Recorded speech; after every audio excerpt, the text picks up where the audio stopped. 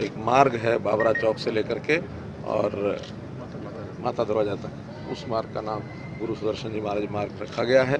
और इसी प्रकार से एक कार्यक्रम इस जो वर्ष समाप्त होगा अप्रैल 2023 में, हम जैसे बाकी महापुरुषों के कार्यक्रम राज्य स्तर पर करते हैं, संत महापुरुष उनके विचार परिवार कोई विचार प्रसार की योजना के अंतर्गत उसी में गुरु सुदर्शन जी के जीवनी पर उनको याद करते हुए एक उनके सम्मान में कार्यक्रम किया जाएगा। अच्छा, फतेहाबाद में आज हिमालय ने देवीलाल जयंती मनाई, उसमें विपक्ष के काफ़ी सारे नेता जुटे हुए हैं। ये किया जा रहा है कि अब थर्ड फ्रंट की तैयारी की जा रही है। प्रकाश चौटाला ने कहा है, नीतीश भी वहाँ पहुँचे और शरद यादव भी वहाँ पहुँचे। ये कोई नई बात नहीं है।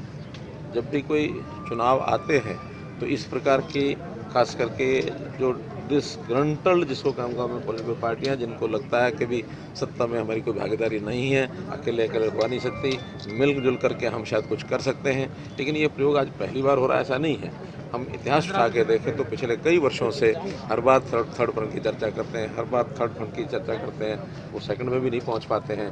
यही हाल इस बार भी होने वाला है, क्योंकि किसी के सामने समाज को कैसे उसके कल्याण के लिए योजनाएं बनानी है, कैसी एक कल्याणकारी सरकार होती है, या एक राष्ट्रवाद के नाते जो भारतीय जनता पार्टी इतने वर्षों के अपने विचारधारा को लेकर के और एक संघर्ष के रूप में हमने आगे बढ़ाई है, ऐसी योजना कल्पना थर्ड का जो इसको सेकंड कह लें कांग्रेस के पास भी नहीं है और थर्ड के पास तो बिल्कुल भी नहीं होगा, क्योंकि इस प्रकार की खिचड़ी बनाने का कोई अर्थ नहीं है।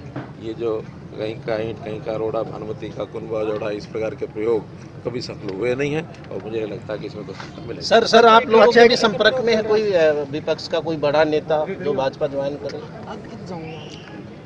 राजनीतिक पार्टियां हमेशा एक जीवंत जीवन की तरह चलती हैं, बहुत लोग संपर्क में होते हैं। जब कोई बात कभी होगी तो वो आपको बता दी जाएगी। रणनीति के तहत सब चीज़ें बताना आवश्यक नहीं है। अच्छा, आपने कहा था जो अमर उजाला के प्रोग्राम में 17,000 जो शिक्षक हैं उनकी भर्ती की जाएगी, कब तक क्या? वो हमने प्रोग्राम दे दिया है हमारे पीजीटी के टीजीटी के जो अध्यापकों की संख्या स्टाफ सिलेक्शन कमीशन को और एचपीएससी को दे दी गई है।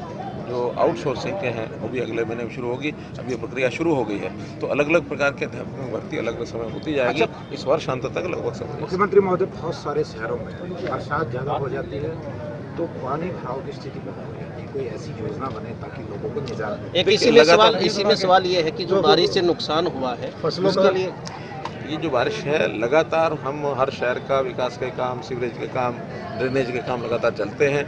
जैसे अब रोहतक में ही आज से 1 साल पहले की स्थितियाँ कुछ और थी, लेकिन अभी हमने देखा होगा कि पिछले इस 1-2 बारिशों में पानी बहुत जल्दी यहाँ से यानी निकल करके साफ हुआ है, सड़कें खाली हो गई हैं। और बारिश जब इतनी भयंकर वर्षा आती है यानी 100 mm से ऊपर वर्षा हो जाती है, तो ऐसी वर्षा अपेक्षित नहीं होती है, कभी कभी होती है, लेकिन सीवरेज व्यवस्था, ड्रेनेज व्यवस्था ठीक है।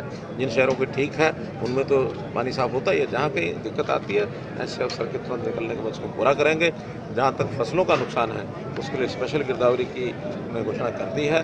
अब जैसे आज वर्षा रुकी है, अगले 2-3 दिन के अंदर स्पेशल गिरदावरी ये होगी और जिनका भी खड़ी फसल का नुकसान हुआ उनको कंपनसेशन दिया जाएगा।